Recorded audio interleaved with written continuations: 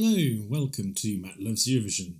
It's the end of December, it's the end of the year, so it means it's time for my Eurovision 2020 December update. Now please do, if you've not subscribed yet, please do click on that button, also on the notification bell, and as always, please do share, like and comment below. So I hope you've all been having a lovely festive season. As you can see, I'm fully into the spirit here as well. Bit of an apology, it's been a little while since the last video again, just with Christmas time and all sorts of other things going on. It's been a bit of a busy time, but there's quite a lot to update you on. We are now heading into the kind of the peak season in the run-up to Eurovision 2020. So quite a few things have been happening, so I'm going to run through those sort of quickly with you now. First up is what actually happened at the end of December, and it was the Albanian national final, Festival di Këngës. Traditionally that kicks off the kind of national final season, always held over around Christmas time. And this year there was a big fan favourite, there was a bit of Eurodrama, big fan favourite called Elvana Gata, who very big in Albania, very big in Albanian, kind of the Albanian diaspora, was a big favourite to win. It was a big ethno-banger, and it didn't win. Which was caused, obviously, a bit of a Twitter storm, of course, about that, but I think that's probably a sign of things to come, I suspect, in further national selections. The way they do the selection in Albania is it's not a televote, it's actually a jury, and this was a mixed jury of international and Albanian jurors. International jurors all put Elvana as number one, but the Albanian jurors had put her lower down. And in the end, a very impressive vocalist one called Aralena Ara with her song Charge, which means curse in English.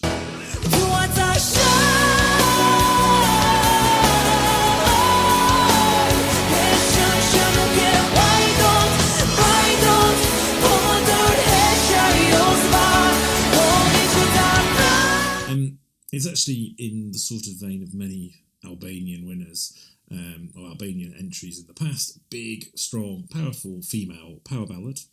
They've suffered a little bit in the past when they've translated those songs from Albanian to English, as they have done in a number of occasions for the contest. However, and I'm not sure this is definitely official yet, but Aralena had suggested that this song was going to be sung in English, but for the contest. But that unusually the song had originally been written in English, and so it was translated to Albanian. Whereas obviously they've translated from Albanian to English, it's lost something. Sometimes it's lost something. So we'll wait and see what that is. So it's a bit too early to tell whether this is what you saw at the Albanian national final is what we'll get at Eurovision, but you can get a bit of a flavour of it anyway. There's been quite a few other artist announcements. We've had Cyprus have announced their artist, who was a German singer called Sandro, real name Alessandro Rutten. He, I think, took part in The Voice of Germany, may even won The Voice of Germany, I'm quite sure. He's also represented the United States in the New Wave International Music Festival, so he's sort of represented different countries at different things, but he will be going to represent Cyprus in Rotterdam. Austria have unveiled Vincent Bueno, who is an Austrian Filipino singer-songwriter. He won an Austrian musical contest some time ago in 2008. His song is titled Alive, but we won't get to hear that until a bit later. That will be released a little later on. In other kind of selection news, Australia have now released all the names of the artists that will be competing in their national final, and also Slovenia as well. Their finalist lineup has been completed. The show details have come thick and fast, particularly in early December. So the stage for Rotterdam has been revealed. And once again, it is German designer Florian Wieder who will be the designer. Now, I think he has designed possibly 7 or 8 of the last 8 or 9 Eurovision stages, so there's a lot of experience.